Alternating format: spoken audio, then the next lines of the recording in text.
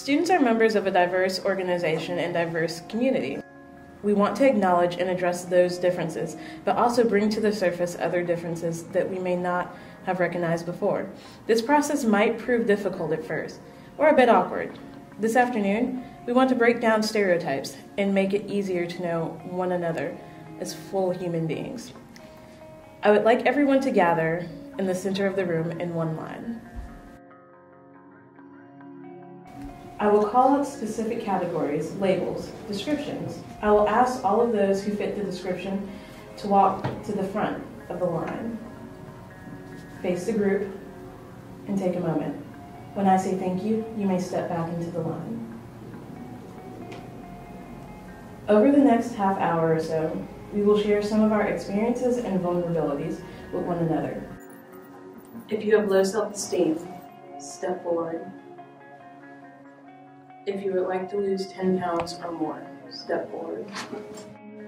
If you feel lonely, step forward. If you feel physically unattractive, step forward. If at least one of your parents have died, step forward. If you feel estranged or unconnected from your family, step forward.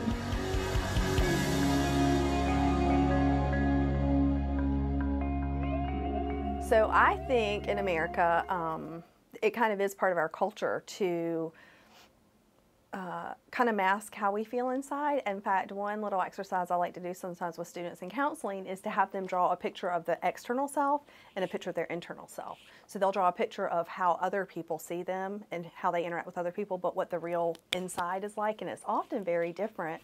I think our culture really is concerned with how we present ourselves.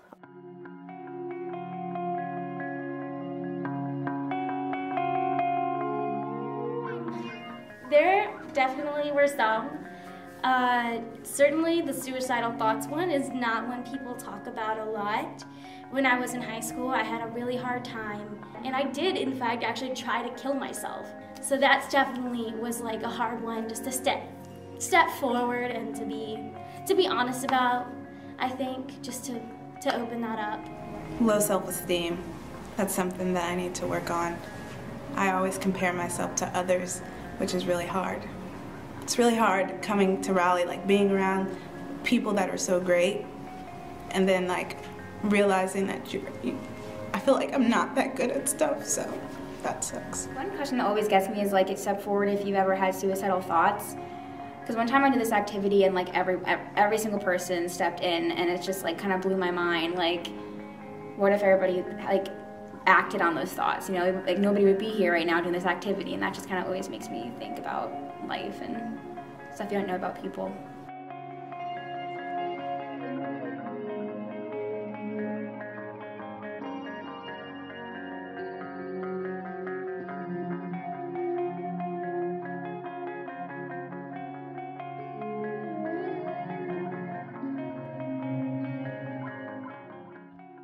Look at the statistics, because you're clearly not alone. Some of those questions have stigmas that they shouldn't, and that like having the stigma there makes it harder for people to talk about really important issues. Like, for example, if you had suicidal thoughts, if you thought about your sexual orientation, wondered about those things that maybe have some taboos, that you don't feel comfortable talking about them, maybe that's putting you at a disadvantage and you can't realize your full self.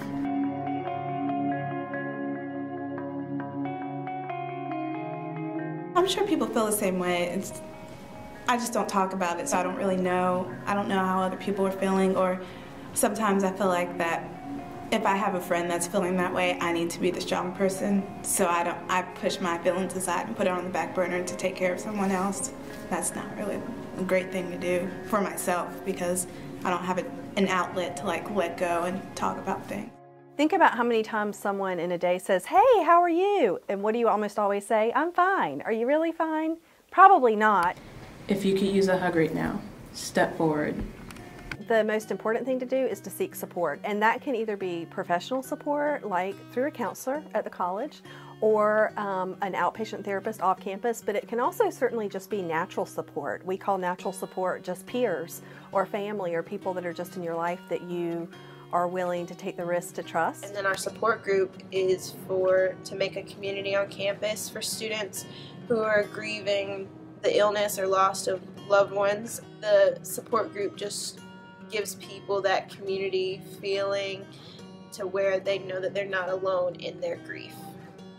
I really like the idea of having this type of community on campus because we didn't have anything like it.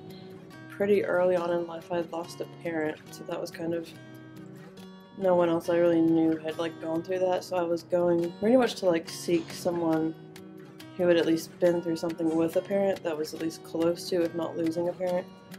So that was my motivation to go a lot of the time. I mean, I feel like I can go there and be myself, which is, I'm a very unique person.